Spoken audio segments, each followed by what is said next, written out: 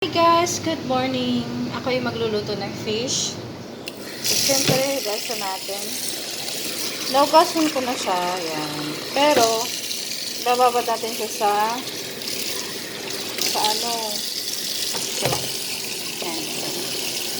Bababad natin siya sa suka. Tapos, sa asin. Kasi, para mawala yung langsa niya. Yan. Suka yan. Tapos asin. So guys, ganyan ako maglinis niyan. So babad ko siya ng maybe tawag dito. Babad lang natin siya ng kahit mga 15 minutes. Para lang maalis yung konting langsa niya. So ayan, para malagyan na natin siya ng ricado. Ayan. Para malagyan siya ng ricado. Guys, tapos ko na siya linisin. So, in-slice ko na rin yan. Yan. Lalagyan ko na yung condiments dyan mamaya. Ayan yung flakes chili, curcum or yellow powder, tsaka black pepper. So, ayan yung fish masala ko. So, lalagay ko siya mamaya. And of course, salt and butter. And yan yung ilalagay ko sa loob. Yung sibuyas, bawang, at kamatis. So, this is also yung panglagay natin sa ibabaw. So, ayan yung aking parsley. So, ayan. Lalagay ko siya doon.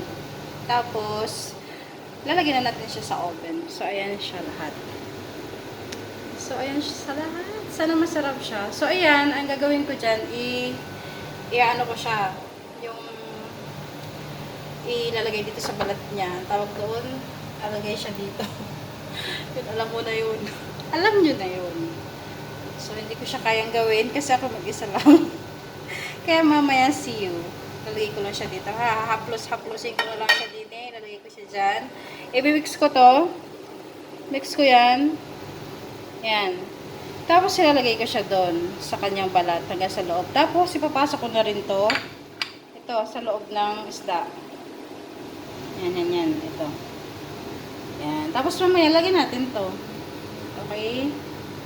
Let's start. So, ayan na siya. Lagay ko lang yung ano. Kakamayin ko kasi. Ano para pumasok siya sa loob. Yan. Ganyan lang. Yung mga ano to, yung hinalo-halo ko na. Yung yellow powder, flakes chili, black pepper, ayan. Tapos nilagyan ko siya ng hot sauce and olive oil. Ayan, para maano siya. Ayan.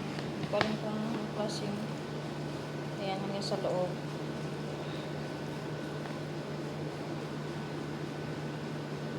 Para masarap. So, ayan. Diba? Para malagay siya sa loob ng isda. So, lagay ko siya doon. Ayan. So, guys, nilagay ko na yung mga condiments niya, ha? So, yung mga masala niya. So, nilagay ko na rin yung parsley, yung ano. Tapos, nilagay ko na yung kamatis, yung bawang, tsaka sibuyas dun sa loob ng isda. Andun siya sa loob. Okay? So, lagyan na natin to. Yan. Kasi para maluto siya. Sumama siya sa isda. Diba? So, ayan. So, pag nagluluto ka, madaming kaarte-artehan mo. So, ayan. So, sana masarap siya. So, pero mamaya lalagyan pa rin natin siya ng ganyan. Para naman masaya. Para masaya silang kakainin. So, ayan. Lagyan ko lang siya ng bell pepper. Para lang yung amoy ba. Siyempre, meron din siya nito. Dito. Yung sibuyas. So, ayan. Para lang naman siya sa amoy niya. Tapos, siyempre, Lasa-lasa na rin. Pero mamaya, lalagyan pa rin natin siya niyan. Siyempre yung lemon. Hindi yan mawawala. Para hindi malangsa yung ating isda. So, natakpa rin yung ating isda. Yan. Tapos, lagyan natin to. So, ilulutuin pa lang natin yan, ha. So, syempre, ano yan, hindi na siya ganyan, itsura niyan mamaya. Diba? So, wala akong ibang dahon, kaya yan lang yung dahon. So, yan. So, that's it. We put it in the oven now. Syempre, meron yung olive oil. Bigyan natin siya ng butter. So, pag wala kayong butter, olive oil na lang.